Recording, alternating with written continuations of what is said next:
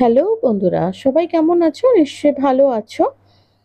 আজ আমি তোমাদের সাথে একটা অন্য ধরনের রেসিপি শেয়ার করছি। যারা নিরামিষাশী তারাও যাতে মাছের টেস্ট পায় সেই জন্য একটা মাছের রেসিপি শেয়ার করলাম, কিন্তু মাছ নয়। এই মাছ ভাজা করতে বাজারে থেকে ভেটকি, রুই, কাতলা কিছুই আনতে হবে না। বাড়িতেই তৈরি করতে পারবে সোয়াবিন দিয়ে। তো আমি সোয়াবিন নিয়ে নিয়েছি, সোয়াবিনটা সেদ্ধ করে নিয়ে পেস্ট করে নিয়েছি। আর একটু আলু আমি সেদ্ধ করে নিয়েছি, খোসাটা ছাড়িয়ে নিলাম। আলুর খোসা শুধু সেদ্ধ করলে কি হবে, আলুটা খুব ড্রাই থাকে। এবারে আমি সোয়াবিনের যে পেস্টটা তৈরি করেছিলাম সেটা আমি ঢেলে নিলাম। একটুখানি ১ মিনিট করলেই দেখবে সোয়াবিনের পেস্টটা তৈরি হয়ে গেছে। কিছু কাঁচা কলা আমি সেদ্ধ করে নিয়েছি। ওই দুটো মিডিয়াম সাইজের কাঁচা কলা আমি সেদ্ধ করে রেখে দিয়েছিলাম, জল ঝরিয়ে রেখেছি। ফার্স্ট টাইমে আলুটা মেখে নিলাম, তারপরে আমি কলাটা মেখে নেব। কলা মাখা হয়ে যাওয়ার পরে এবারে আমি এর মধ্যে একে একে সমস্ত কিছু মশলা দেব। ফার্স্টে দিলাম আদার পেস্ট ১ চামচ, রসুন পেস্ট ১ চামচের একটু বেশি, লঙ্কার গুঁড়ো ১ চামচ, জিরের গুঁড়ো ১ চামচ, ধনের গুঁড়ো ১ চামচ, গোলমরিচ গুঁড়ো ১ চামচের একটু কম, গরম মশলা ১/২ চামচ, নুন ১/২ চামচ, একটু হলুদ আর একটু চিনি। যারা চিনি খাও না তারা চিনিটা কিন্তু স্কিপ করে যাবে। এবারে আমি সবগুলো খুব ভালো করে মেখে নেব। মাখতে হবে কিন্তু খুব ভালো করে, যাতে পুরো মশলাটা সোয়াবিন, আলু, কলা সব কিছুর মধ্যে মিশে যায়। এবারে আমি এর থেকে ছোট ছোট গোল্লা কেটে নিলাম। কেটে নিয়ে আমি এইভাবে মাছটা তৈরি করলাম। এটা তো মুখে বলা যায় না, তোমরা দেখে বুঝে নিও। যারা নিরামিষাশী অথচ মাছ তারা তো খায় না, তারা এইভাবে কিন্তু মাছ যদি রান্না করো, কেউ বুঝতেই পারবে না কি, মানে না খাওয়া অবধি বুঝতে পারবে না মাছ কি অন্য কিছু।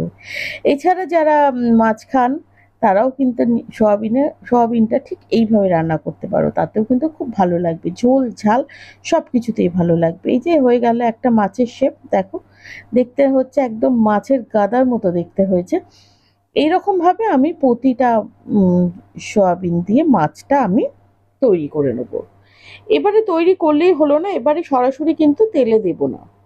কারণ সরাসরি তেলে দিলে এটা কিন্তু খেতে অতটা ভালোও লাগবে না, ক্রিস্পিও হবে না। তো সে কারণের জন্য কি করব, মাছটা আগে তৈরি করে নিয়ে এটাকে একটু সাইডে রেখে দেবো। মাছটা যখন তৈরি করবে তখন কিন্তু এরকম চেপে চেপে একটু যদি ফেটে যায় সেটাকে কিন্তু মেকআপ দেবে।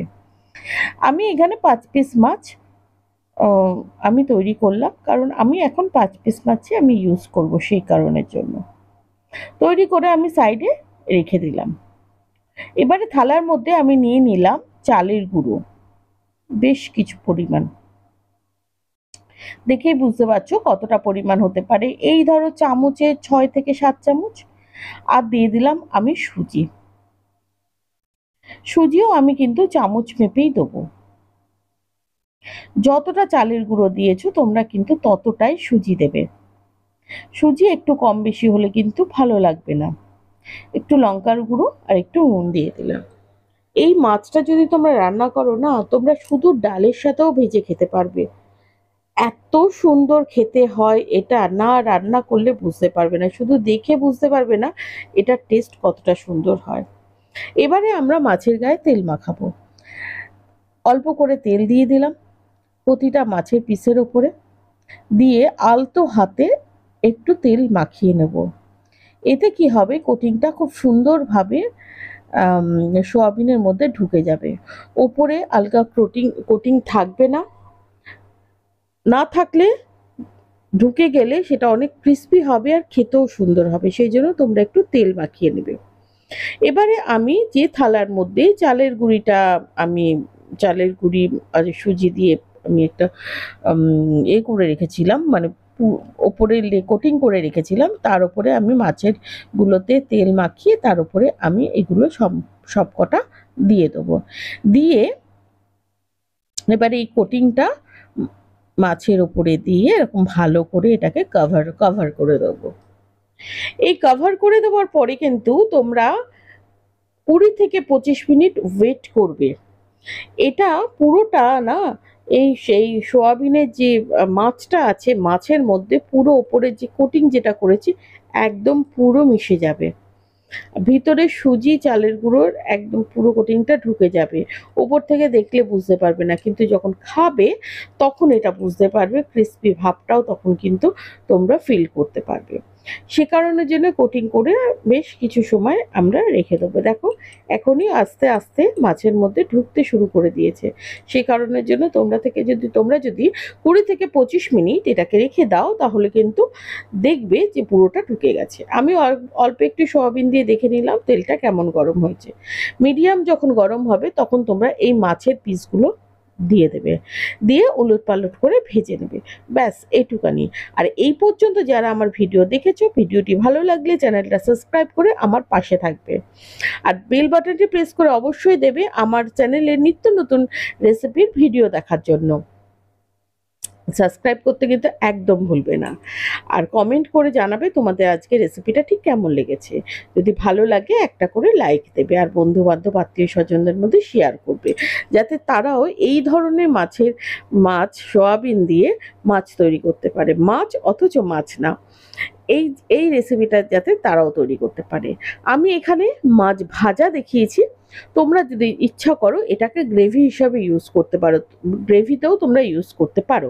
মানে প্রথমে গ্রেভিটা করে নিয়ে তারপরে মাছটা দিয়ে 1 মিনিট মতো একটু রেখে দিয়ে তারপরে তোমরা নামিয়ে দেবে, দিয়ে ভাতের সাথে মেখে খাবে, তাতেও কিন্তু এটা খুবই সুন্দর হয়।